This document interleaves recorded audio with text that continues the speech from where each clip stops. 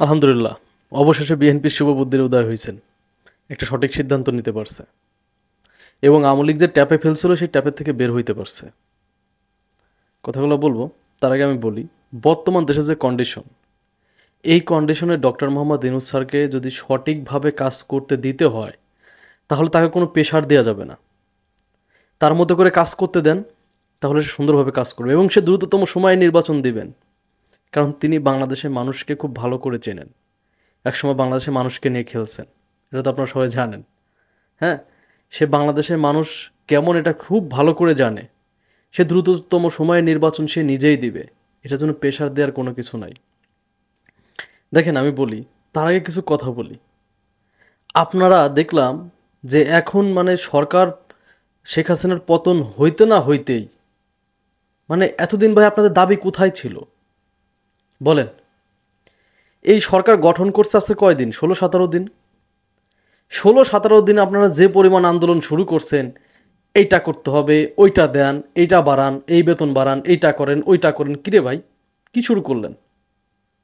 বুঝলাম না তো, এটা কি শুরু করলেন আপনারা? 16 দিনে একটা সরকার, একটা সরকার গঠন হয়েছে মাত্র 16 দিন। এই 16 দিনে তাকে কি করতে বলেন? সে কি এলিয়েন? হ্যাঁ, না সে আলাউদ্দিনের চেরাগ? আপনারা যেটা বলবেন সেটাই মেনে নিতে হবে, এটা কোন ধরনের? প্লিজ। দেখলাম শিক্ষার্থীরা আন্দোলন করে মানে পরীক্ষা বাতিল করা হইলো। এটাও কিন্তু ভালো লক্ষণ না ভাই, প্লিজ এইগুলা করেন না। যৌতিক যে আন্দোলনগুলা, সরকারকে যদি আপনি সঠিকভাবে কাজ করতে না দেন, ফ্রিভাবে কাজ করতে না দেন, সে তো করতে পারবে না। সে তো ফ্রিভাবে যদি কাজ করতে তাকে না দেন, সে কিন্তু কোনো কিছু করতে পারবে না। আপনারা ভালো করে জানেন, কোনো কিছুই করতে পারবে না। শেখ হাসিনা কিন্তু মন ভর চুরি করতে পারছিল কত সালে জানেন? 14 সালের নির্বাচনের পর থেকে শেখ হাসিনা মন ভর চুরি করছে এবং কিছু কিছু কাজ অবকাঠামোগত উন্নয়ন দেখাইতে পারছে।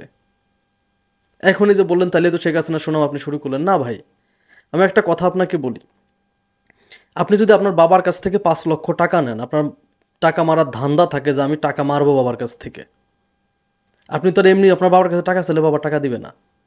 যদি আপনি বলেন যে আপনি একটা দোকান দিবেন অথবা একটা ব্যবসা করবেন, আমাকে 5 লক্ষ টাকা দাও, তখন 5 লক্ষ টাকা নিয়ে আপনার বাবার কাছে দেখা গেলো 2 লক্ষ টাকা কাজে লাগাইছেন আর 3 লক্ষ টাকা মাইরা দিচ্ছেন। এমনই তো। দেখেন রূপপুর পারমাণবিক বিদ্যুৎ কেন্দ্র যেটা, ওটা থেকে $5 বিলিয়ন মারছে। এখন আপনাকে তো কাজ দেখাই মারতে হবে, ঠিক না? আপনার কাজটা দেখায় এসে মারতে হবে। তাহলে যদি কাজই না করে টাকা মারবে কিভাবে?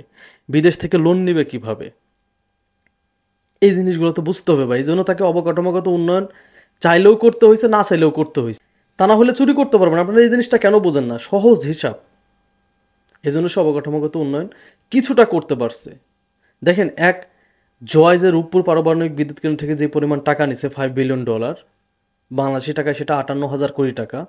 এই টাকা দিয়ে আপনি হিসাব করেন, আমাদের যে এয়ারপোর্ট দ্বিতীয় টার্মিনালটা উদ্বোধন হইলো, চালু হয়েছে, ওইটার খরচ কত জানেন? 21,000 কোটি টাকা। ওটা জাপানে জাইকা প্রতিষ্ঠান দিছে 15,000 কোটি টাকা। 5,000 না 6,000 কোটি টাকা মাত্র বাংলাদেশের। কর্ণফুলী টানেল করছে, ওটা 50% দিছে চায়না। এই যে আপনার এলিভেটর স্পেস করছে, আপনি মিলান, কর্ণফুলী টার্গেটের খরচ হচ্ছে মাত্র 11,000 কোটি টাকা। আপনার এয়ারপোর্টে কত? 21,000। এই দুটাই কিন্তু ঋণের টাকায়। তাহলে যে 58,000 কোটি টাকা যে নিয়ে গেছে দেশ থেকে, এখানে কিন্তু মাত্র কত? 21 আর হলো আপনার 11, 32,000 কোটি টাকা মাত্র খরচ হবে দুইটায়, এয়ারপোর্ট প্লাস কর্ণফুলী টানেল। তাহলে আপনি হিসাব মিলাই নেন যে আমরা একটা প্রজেক্ট থেকে যে পরিমাণ টাকা চুরি হয়েছে, এই টাকাটা আমরা কি করতে পারতাম। এজন্য তার অবকাঠামোগত উন্নয়ন করতে হয়েছে। এখন আমার কথা হচ্ছে, আপনারা যারা দাবি রাখতেছেন, এত দাবি এত দাবি, এতদিন কোথায় ছিলেন? এখন স্বাধীনতা পেয়েও যে আমরা কি এই স্বাধীনতা চেয়েছিলাম? কয়দিন আগে তো ভাই এই স্বাধীনতা চেয়েছিলাম, এই পোস্টটাও তো লেখার সাহস পান নাই বাংলাদেশ থেকে।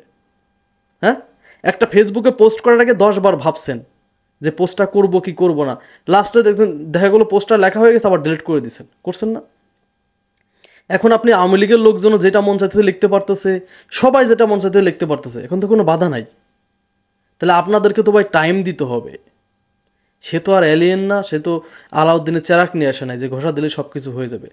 তাকে টাইম দিতে হবে। আগে হচ্ছে আপনাকে দেশের যে স্বৈরাচার যেখানে বসে আছে, এগুলাকে সংস্কার করতে হবে, যেগুলো দুর্নীতিমুক্ত করতে হবে আগে প্রতিটা সেক্টরকে। তারপরে আস্তে আস্তে হবে রে ভাই, একটু টাইম দেন। বাংলাদেশে আপনাদের দাবি রাখ যেটা রাখছেন এটা পূরণ হবে, কিন্তু এই সরকারকে তো টাইম দিতে হবে। এনাকে তো উনি তো এখনো বুঝেই ওঠে নাই কীভাবে কী করবে। 2 সপ্তাহ একটা মানুষ কি বোঝে বলেন? একটা রাষ্ট্রের কি বোঝে 2 সপ্তাহে?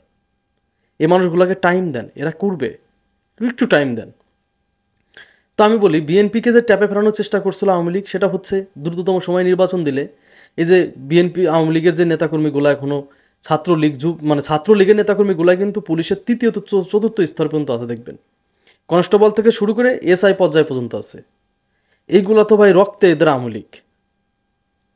এখন যদি নির্বাচন হয়, হ্যাঁ নির্বাচন হলে বিএনপি ক্ষমতায় আসবে, কিন্তু এই যে প্রবলেমগুলা, আমি যেটা মনে করি এক ক্ষুদ্র মানুষ হিসাবে, দেশের যে প্রবলেমগুলা, এই প্রবলেমগুলা সলভ করতে হইলে তো একটা অন্তর্বর্তীকালীন যে সরকার আছে ইনি যদি কিছুটা সলভ করে দিতে পারে, তাহলে অ্যাটলিস্ট সামনে বিএনপি শান্তিতে কাজ করতে পারবে। কিন্তু হুটহাট করে নির্বাচন হয়ে গেলে, বিএনপি ক্ষমতায় চলে আসলে পরবর্তীতে বিএনপির ঘাড়ের উপর সব প্রেশার চলে আসবে। তখন বাংলাদেশের মানুষ বলবে যে শেখ হাসিনাই তো ভালো ছিল, অ্যাটলিস্ট 3 বেলা খাইতে পারতাম, হ্যাঁ মারামারি ছিল না, ধরাধরি ছিল না, এইটা বলতো, চুরি ডাকাতি ছিল না, এইটা বলতো। কিন্তু এটা বলা বলি শুরু করতো, তখন কিন্তু আবার আওয়ামী লীগের দিকে মানুষ ঝুঁকে পড়তো।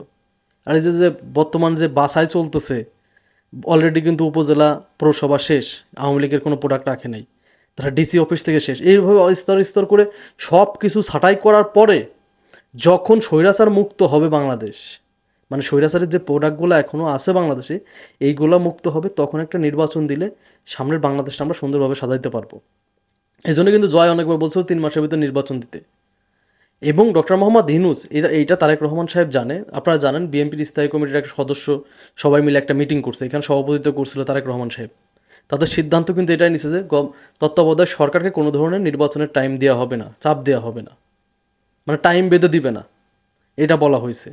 যে তারা একটা বলে না যে টাইম বেঁধে দেবে, কিছুদিন আগে বলছিল আপনার সালাউদ্দিন আহমেদ বলছিল, স্থায়ী কমিটির সদস্য সালাউদ্দিন আহমেদ, উনি বলছিল 6 মাসে বেশি দেওয়া যাবে না। নো, এই সরকারকে যদি আপনি আন্দোলন করে সরকারের যদি যে কাজগুলো করতে চায় এগুলো বাধাগ্রস্ত করলে তো আপনার এই কাজগুলো শেষ হবে না। পরবর্তী যে সরকার আসবে তারা তো প্রশ্নবিদ্ধ হবে, তারা সুন্দরভাবে কাজ করতে পারবে না, তারা দেশের অর্থনীতি সামাল দেবে না সব সেক্টর দেখবে। এই জন্য বিএনপি সব থেকে সঠিক সিদ্ধান্ত নিছে। বিএনপির আসলে শুভবুদ্ধির উদয় হয়েছে আমি মনে করি, এই সিদ্ধান্ত নেওয়া উচিত ছিল। কারণ ডক্টর মোহাম্মদ ইউনূস সাহেব জানে তিনি যদি বেশি দিন ক্ষমতায় থাকে বাংলাদেশের মানুষই তাকে নিয়ে কথা বলা শুরু করবে। এই জন্য তার যে কাজের গতি, সে বেশি দিন টাইম নিবে না, মানে সে নিজের থেকেও নিবে না, তাকে কেউ জোর করেও রাখতে পারবে না। কারণ বিগত সময়ে যে তত্ত্বাবধায়ক সরকারদের প্রতি বাংলাদেশের মানুষের একটা ভুল ধারণা ছিল, এই ভুল ধারণা ভেঙে দিতে চায় মেবি ডক্টর মোহাম্মদ ইউনূস সাহেব। এটা আমার কেন জন্য মনে হচ্ছে, তার কাজের গতি দেখেই মনে হইতেছে। যাই হোক, বিএনপিকে ধন্যবাদ সঠিক সময়ে সঠিক সিদ্ধান্ত নেওয়ার জন্য।